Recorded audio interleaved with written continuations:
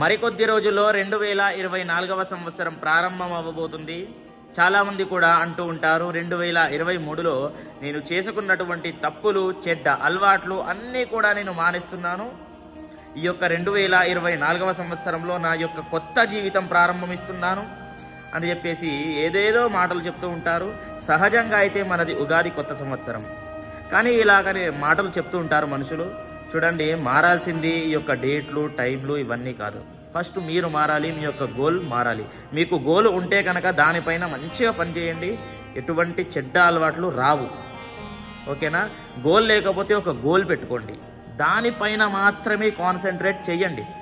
అప్పుడు ఏది కూడా మీ యొక్క దరి దాపుల్లోనే రాదు. ఓకేనా? అట్లా మారుతారు మనుషులు, కానీ ఈ యొక్క డేట్ల వల్ల, టైంల వల్ల మారరు. అది గుర్తుపెట్టుకోండి. ప్రతి ఒక్కరికి షేర్ చేయండి. స్వస్తి సర్వే జనాః సుఖినో భవంతు.